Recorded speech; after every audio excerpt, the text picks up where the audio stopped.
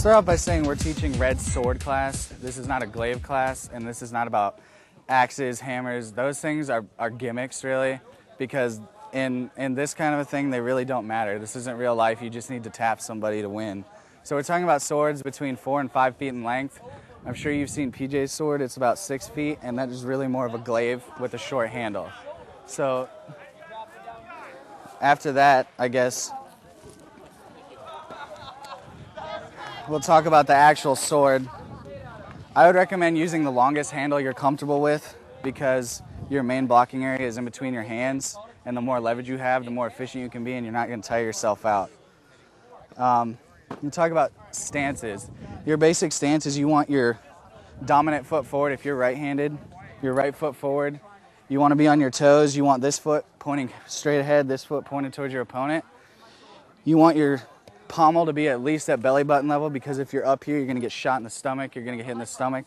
You want to be about like this. You don't want your elbows out because people like to snipe arms. You want elbows tucked in. This is your shield right here. You don't have a sword or you don't have a shield. This is your shield. So you want to be like this. This is your stance. You can do pretty much anything from this stance. You can throw pretty much any shot. This is your basic stance. Want anything? Yeah, keeping your footwork. Keeping your footwork close, or keeping it the same rather. When you're moving around the field, what I like to do, and it looks really silly, but I scoop. I just go like that. Yeah, crossing your legs is a great way to trip. You don't ever want to do that, really, because if someone catches you off balance, yeah, you're gonna fall. Yeah, you're gonna go over. I think that's it for. Honestly, well, besides that, you have defense. Like a lot of people use this because it's basically a full body block. It's pretty good for knocking spears around. It's also good if you feel the shot, you can kind of bring it around. And it's pretty good for that. I don't like to use really a lot of other things other than the basic stance because I call them trick stances. Like if you're in high stance, you can't do much. It's kind of intimidating, but you're really open. If you're in a stance like this, again, you're open. The only thing that's useful to this is someone rushes at you, you can step back and thrust, but that's about it. I mean, really, there's no other need to stand any other way than this, to be quite honest with you. You can move your block anywhere with that. Down low, up high if you need to. It's all right there. It's all, I mean, any shot that someone... You shouldn't really need to block below your waist because your footwork should get you out of the way. Like that kind of stuff, or just stepping backwards fully. If you want to be good at red fighting, you need to be ambidextrous, because if you're a right-handed red and you're not throwing shield side shots, because most people are right-handed, they're going to be like this. If you're not throwing shield side shots, you're doing it wrong. You're not effective, because if you're just relying on breaking the shield, you're never going to be good.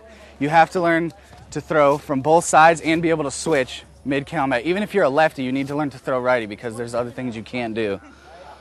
So throw both ways. Make that a big part of what you're learning to do. Let's talk about center line, which I like to use the belly button as an example. When you're facing somebody, you want your belly button to always be facing that person. I don't want to step like this because I'm giving him my back. Your center line should always face your opponent no matter what you do. So make sure that, because you don't want to give them any more advantage to your back or whatever. There's two different ways of red sword fight, pretty much. You have your brute force, and then you have your fancy technical, like, yeah, like, power through stuff. Yeah. And it's like, you gotta balance it between the two. Yeah, you can't go one or the other. Because scaring people is really fun. But some people won't get scared, yes, and it doesn't work. So, being aggressive is good when the time is right. Counter-striking, that was kind of your thing. Counter-striking is really, really big, and really what I pretty much base myself on. When he goes in for attack, go that and immediately pop back when he goes. Yeah, always throw a shot right after you block. And we'll talk about block. Closest you block to your handle, the better. If you can block in between your hands, that's better than blocking anywhere else on your sword. Get gloves if you want to be a serious red fighter. If you don't have gloves, you're not a serious red fighter, because your hands are going to get hit and you're blocking right here. Yeah, you want to block like this because I've got a shot right there without even doing anything. So always throw a shot after you block. Like, get a shield and a sword. One thing I like to do is I like to throw low on the shield. If I'm using left grip and he returns, throw a shot, I have a block like this. If I throw low, I have a block. Because most people just throw this. Their instinctual reaction is to throw right, just a right overhand strike. So if I hit, no, just like over here. Like, you've got that block. And then over here like that. And that's 2 reds if you play dagger here. His shield's gone. Whenever you should never, here, keep the shield. When you're fighting a shieldman, don't ever do this. Because you're blocking, you're doing their blocking for them. Throw at their shield, but throw it away. So if he doesn't block with his shield, he's going to hit like his shoulder up here and that side over there as well. Don't just try to break their shield. Try to hit them, and if their equipment's in the way, so be it. Just keep fighting, but don't try to break their shield. Don't flat their shield because you're doing their job for them. Stabbing is what we're going to talk about next. Stabbing is underestimated. Not a lot of people do it, but you have range over some people. So stabbing, even on a sword and board, this pocket stab is really good. If you can get that in, like in between his sword and shield, you have your pocket stab, and some people do this right under there. Always stab if you can do it because it throws people off guard, and if you're playing dag, that's an insta-kill, and if you're doing Watts, it at least breaks the armor. So stabbing and legs too, like it's hard to do, but I mean, you have range, so use it. When you're blocking, try, like we said, as close to your handle as possible. Like I said, if you can block from half your blade and down, that's the best, because blocking up here, even if he's got a blue and he hits up here, he's moving my sword. We'll talk real quick. Back shields or bucklers, there's no reason you shouldn't have one because it's going to save you from arrows. It helps like against like wrap shots. If people close in on you, you have a back shield, your shield will stop it. Back shields, I think, are a little easier to use. Bucklers kind of get in your way. Like, I just think I'd recommend a back shield over a buckler, to be honest. Bucklers, if you want to be a line fighter red, use a buckler over a back shield because you can stand on a shield wall just like a sword and board. You want a back shield when you have room to... Right. Like, if you're a skirmisher or a flanker, use a back shield because you're running past people and then going somewhere, they're going to try to hit you, they're just going to hit your shield, yeah.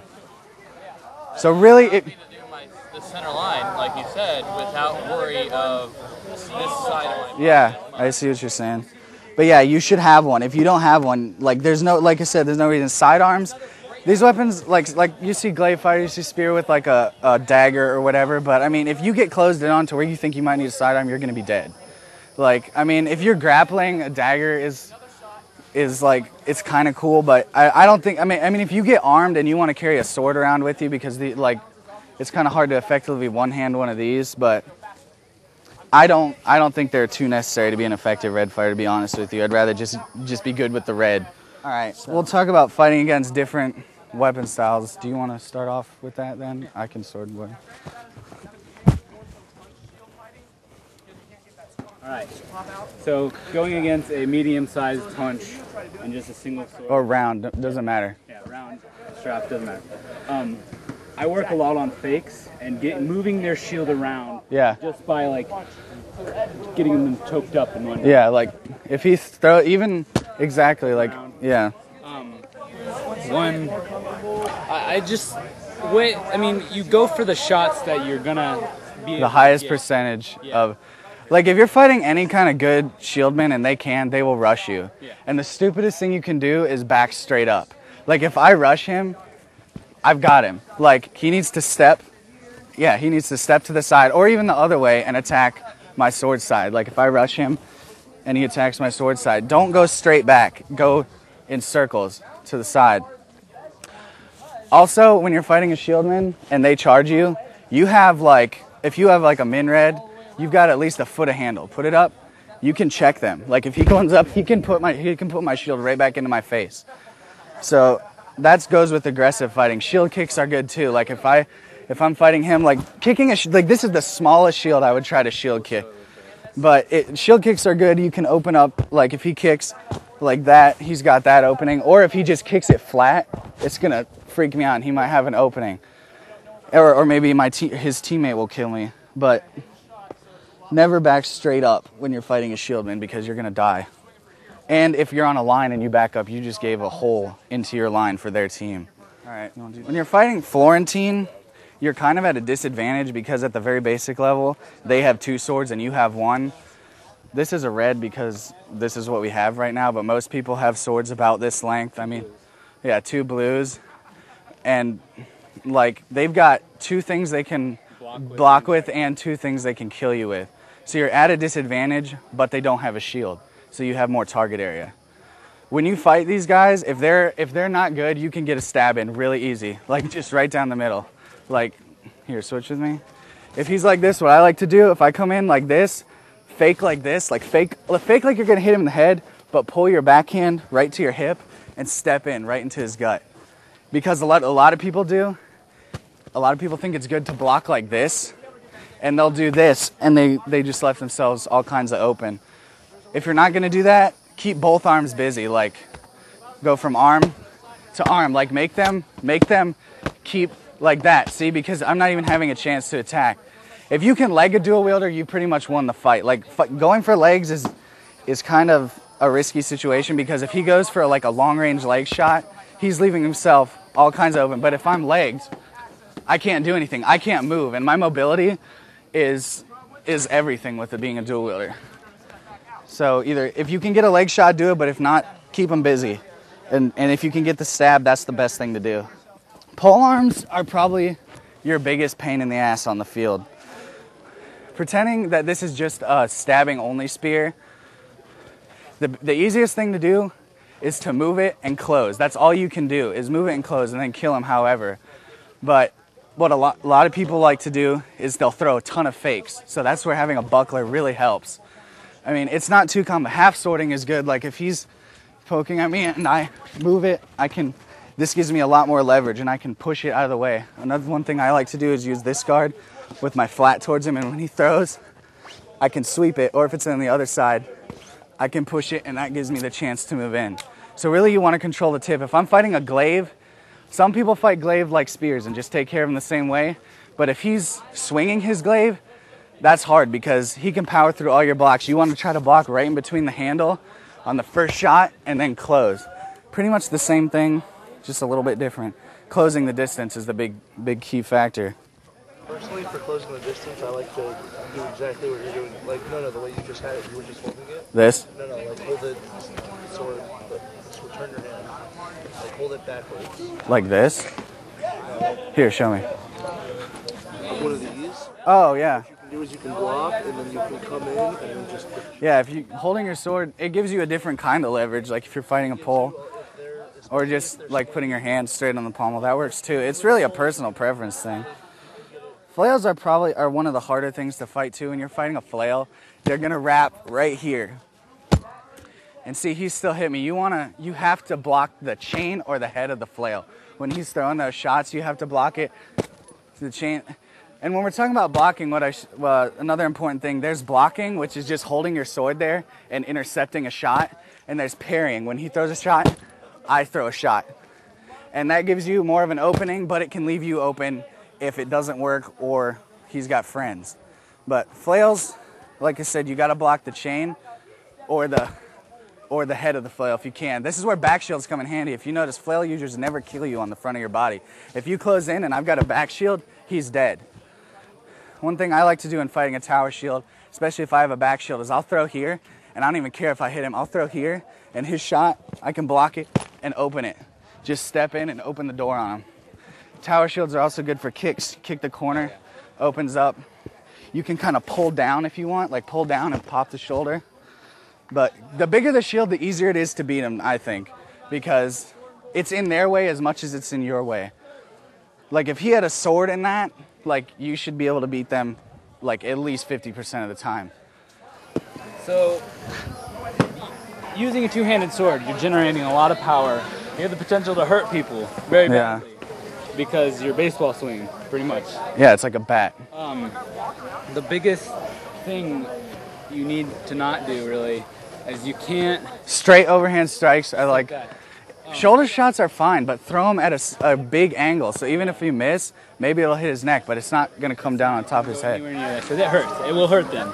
You will possibly severely injure someone. Yeah.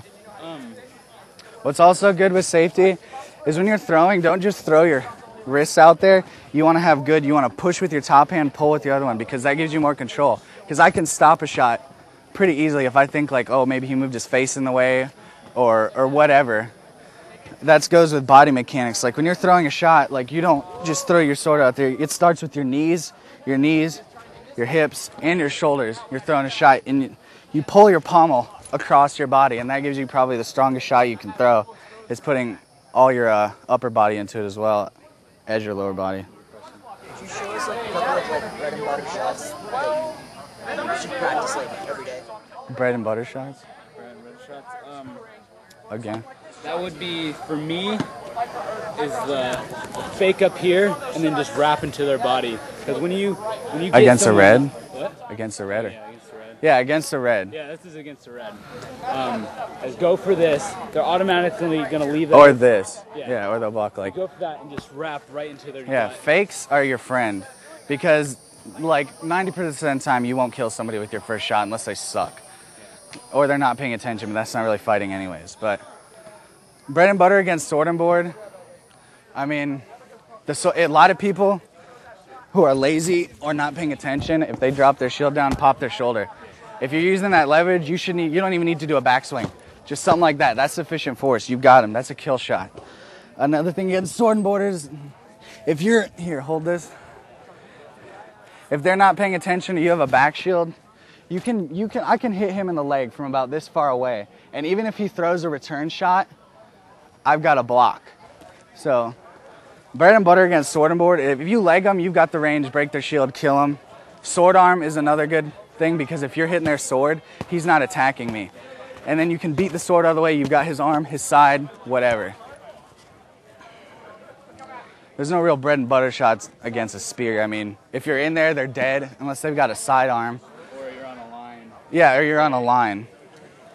Your role on the field with the red sword, you're not really on the line because the spears on the line are keeping the range of fighting just outside your range, and the sword and boards are going to get in your way. Your best bet is to go patrolling the lines, find the spot that has the least spears and archers because that's what's going to kill you, and get in there, break shields, kill people, and get out.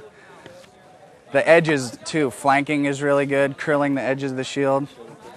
My favorite thing to do in a line.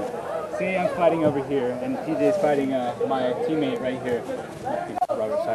This shot, it's so out of nowhere. It's like that. I do that all the time. I get so many kills from doing that. It's a blind side. You don't expect. Because most people's guard isn't like this. Most people are like this or something, and their whole kidney area is completely exposed. That's a really good. That's what you're talking about, bread and butter shot. If you're on a line, you can do that like 5 times, but in like one life. Grappling, I think grappling where you go to the ground and basically turns to wrestling is useless because you're going to get killed by their teammates. I like to grapple where it benefits me immediately. Like I showed you that move with the shield where I opened the door. Or like if I'm fighting a red, I might fight like this and make myself open. If he throws at me, I'm going to... Because you can grab any part of your opponent's weapon that's not the blade. Especially on the longer handles. Yeah, because he's got all this right here for you to grab. Grab the shaft of a spear or a glaive if you're running up if you want to make sure that they're not going to pull it back on you. Flail head chains, It's kind of like a dick move because it can break, but it is legal. So if it's amongst your friends and he's like, yeah, go for it. Just grab that shit and let it go. Yeah. So, spins. Spin shot. Everybody wants to learn the spin shot. Here, get your sword, Lord. Only time I'll ever spin, if you're standing static with somebody and sword and board, I won't do it on really anybody else. And I try to spin, he's just gonna kill me. What happens is you throw your first shot and they charge you. I'm gonna run away and do that. And most people when they charge, they get lazy. They open their shield, they lift their sword up. So if he does that, you get him right there. That's the only time I'd ever recommend spinning. Is when you're running away. A back shield helps with that too. Back shield is pretty much a must for spinning. Just because like if I had a back shield and I was fighting like this, I could do something like that and he wouldn't hit me. Especially if you're playing DAG and there's no headshots. But that pretty much wraps it up. Is there any questions real quick? Okay guys, well thanks for showing up. You had a question? During like the bigger battles, Yeah. like the ones we're having today, don't now with this, it felt kind of useless. It felt like if I had like a blade. You're not as useful as a polearm. You're not as useful as a sword and board. But if you find your spot on the field, fighting with a sword and shield is, if you can get a sword shield guy to back you up and deposit you somewhere where you can do damage, that's your best bet. You are a support weapon.